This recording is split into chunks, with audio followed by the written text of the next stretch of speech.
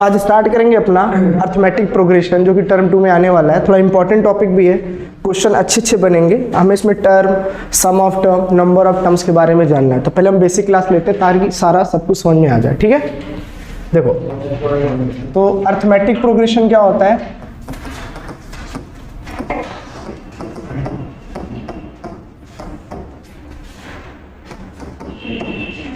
Arithmetic progression का मतलब क्या है, यहाँ पे आपको कुछ नंबर्स गिवन होंगे, तो वो नंबर आपको कहीं तक भी दे सकते हैं, क्योंकि नंबर की जो नॉलेज होती है वो इन्फिनाइट टर्म तक होती है। हमको पता है ना, जीरो से लेकर पॉजिटिव इन्फिनाइट तक होता है, पीछे जाएंगे तो जीरो से लेकर निगेटिव इन्फिनाइट तक होता है।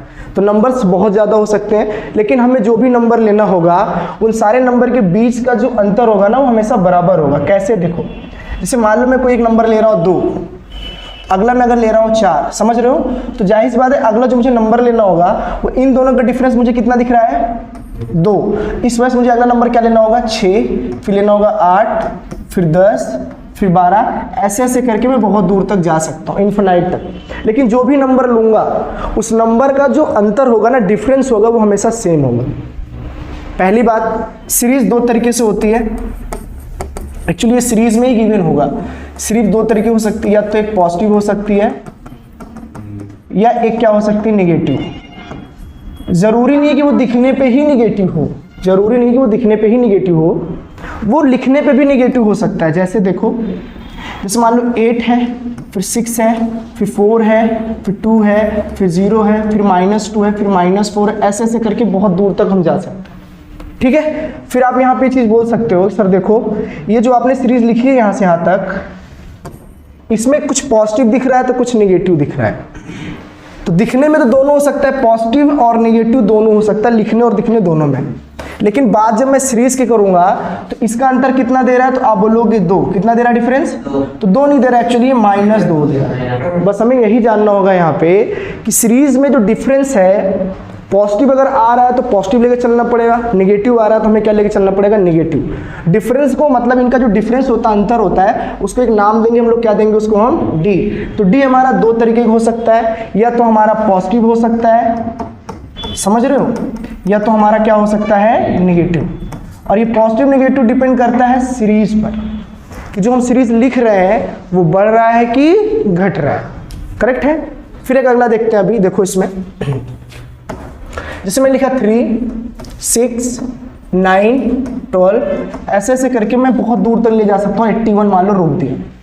तो मैंने आपसे बोला यहाँ पे डी क्या है, तो आपने बोला सर डी का जो फॉर्मूला होता है वो नंबर ऑफ टर्म्स पे डिपेंड करता है। जैसे देखो ये पहला टर्म है, दूसरा टर्म है, तीसरा टर्म है और ये चौथा टर्म है, ऐसे ऐसे करके 81 तक जाना है। पता नहीं कितने टर्म है, हमको नहीं पता।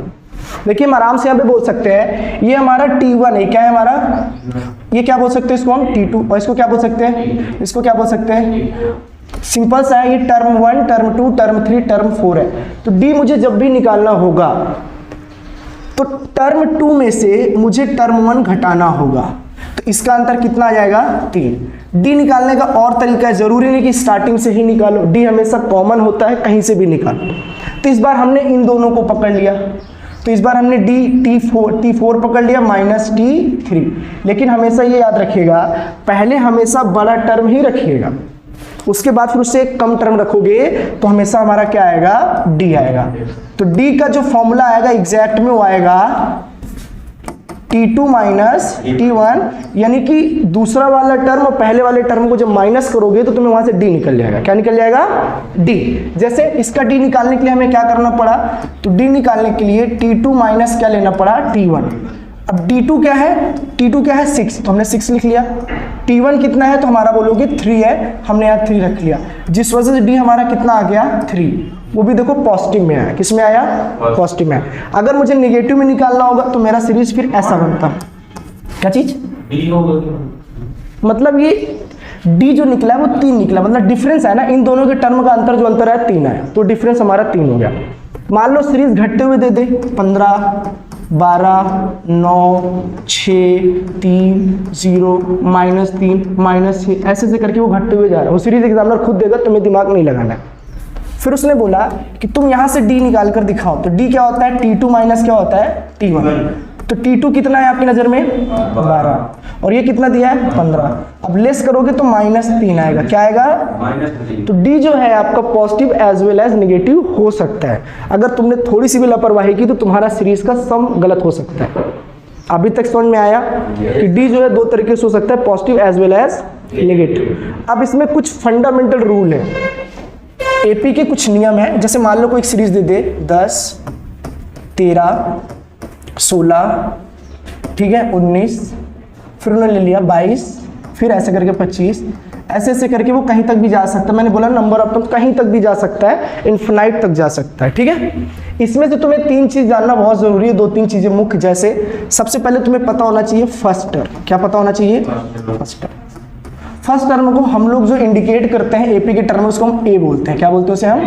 ए को हम लोग फर्स्ट टर्म के नाम से जानेंगे, तो मैं लिख देता हूँ स्मॉल ए। स्मॉल ए हमारा फर्स्ट टर्म है, ठीक है। फर्स्ट टर्म का मतलब ये है कि जो सबसे पहले दिख जाए वही हमारा क्या होगा? फर्स्ट टर्म होगा। सेफ क्लियर है? फर्स्ट टर्म हमारा कितना आ गया यहाँ पे? 10।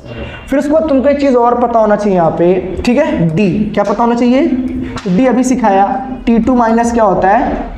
तो T2 कितना है? T1 कितना है? 10। तो D कितना आ गया?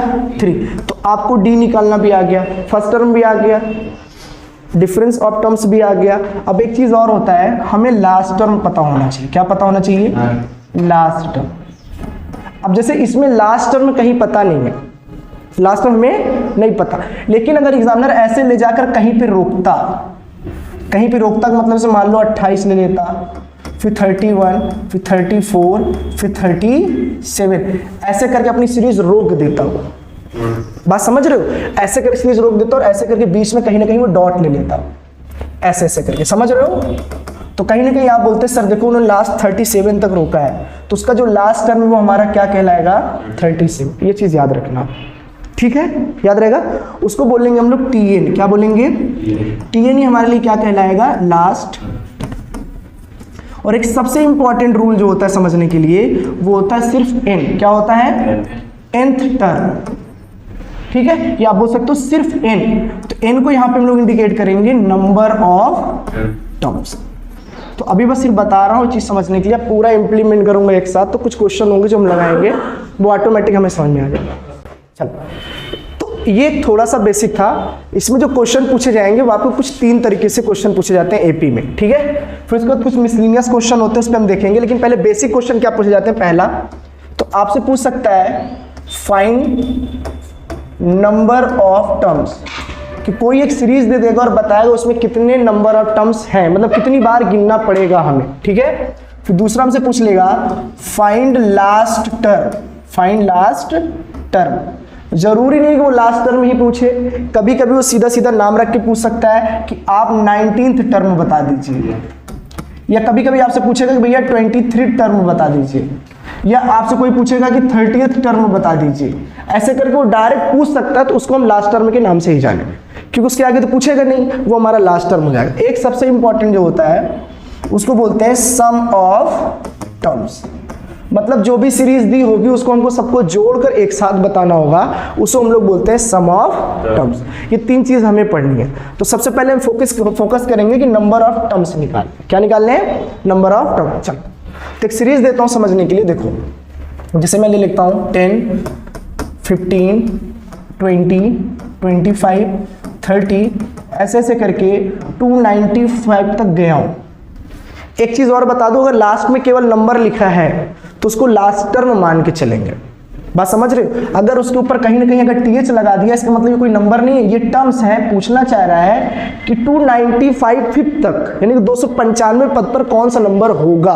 अभी ऐसा कुछ नहीं बोला है, तब ये मान के चलो कि बस एक सीरीज दिया, ये दिख रहा है ना ये, तो तुमको इसमें बताना है नंबर ऑफ टर्म्स। क्या बताना है? तो नंबर ऑफ टर्म्स एक फॉर्मूला होता है बेसिक सा, देखो क्या, TN equal to A plus n minus 1 into क्या होता है? D। मैंने अभी बताया था कि TN जो होता है वो हमेशा लास्ट टर्म होता है। क्या होता है? हमेशा। और A जो होता है वो हमेशा क्या होता है? First term. करेक्ट है। D जो होता है वो क्या होता है? Difference, difference of terms. Correct है। और एक n होता है केवल, जैसे यहां पे लिखा है, उस n को बोलते हैं नंबर ऑफ टर्म्स। करेक्ट है। अब आप मेरे को बताओ इसके हिसाब से a मेरे पास कितना है 10, d कितना है, तो आप बोलो इसका और इसका अंतर कितना आ जाएगा 5 आ जाएगा, करेक्ट है। tn मतलब होता है लास्ट टर्म, तो लास्ट टर्म कितना दिया है हमें, फर्स्ट टर्म कितना पता है हमें 10, n तो पता ही नहीं, वही नंबर ऑफ टर्म्स पूछ रहा है तो n-1 हम रहन देंगे, n-1। d कितना है हमें पता है यहाँ पे 5 हमने रख दिया। अब इस 10 को इधर लेके जाएंगे तो 285 आएगा तो n-1 और ये 5, तो n-1 और ये 5 नीचे चला आएगा, समझ रहे हो, तो इसको हम काटेंगे तो 5 5 जा 25, 5 7 जा 35, तो 57 इक्वल टू n-1। कहीं ना कहीं n की वैल्यू जो है वो 1 इधर चला आएगा तो 58 हो जाएगा। और आप ये चीज आराम से बता सकते हैं कि नंबर ऑफ जो टर्म्स हमारा आया वो हमारा 58 आया। अभी तक सही है, बोलो एकदम आसान से। नंबर ऑफ टर्म्स का फॉर्मूला क्या होता है, ये tn equal to a plus n-1 into T. कोई दिक्कत? तो अभी तक हम लोगों ने n का नंबर निकाल लिया 58, लेकिन कब, जब नॉर्मल एक सीरीज दी हो और उस सीरीज में केवल आपसे पूछा हो कि नंबर ऑफ टर्म्स कितने हों, ये आप कर लोगे। उसके बाद फिर हमारा थ्योरम है, अब हम लोग देखेंगे फाइंड लास्ट टर्म। क्या निकालना है हमें, लास्ट टर्म का मतलब ये होता है कि ऐसे नहीं बोलेगा कि find last term, last term में कुछ ना कुछ इंडिकेट करेगा। जैसे बोलेगा फाइंड लास्ट टर्म का मतलब ये है, कोई सीरीज दे देगा, जैसे मान लो कि 7 11 15 19 23 27 ऐसे ऐसे करके वो आपसे मतलब कोई भी नंबर ऑफ टर्म्स तक लेके जा सकता है और पूछेगा तुमसे कि भैया ऐसा है ना 20th टर्म बताओ। क्या बताओ आप, अभी वहां पे कोई टर्म्स दिया था तो मुझे नंबर ऑफ टर्म्स पूछ रहा था, नंबर ऑफ टर्म्स नहीं पूछ रहा है सिर्फ और सिर्फ कि भैया आप ये बताओ कि 20, जब ऐसे कर गिनूं पहला दूसरा तीसरा चौथा पांचवा छठा ऐसे ऐसे करके, तो 20वीं बार जब गिनूं तो कौन सा नंबर आएगा। बात समझ में आ गया? तो इसमें जो फॉर्मूले लगेंगे उसको बोलते हैं फाइंड 20th टर्म। इसे क्या बोलते हैं हम लोग, फाइंड 20th टर्म। ठीक, फाइंड 20th टर्म बोलते हैं। तो कैसे निकालेंगे, देखो फॉर्मूला क्या हो जाएगा, tn equal to a plus n-1 into क्या बोला है d, करेक्ट है। बोलो फिर एक चीज मैंने बताया था यहाँ पे कि a जो होता है वो हमारा क्या होता है, फर्स्ट टर्म।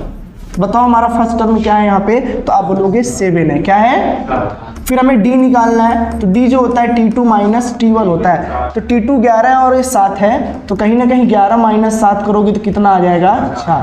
फिर तुमसे बोला है कि tn, तो बोलो tn ही तो नहीं पता, लास्ट टर्म वही तो निकालना है हमें।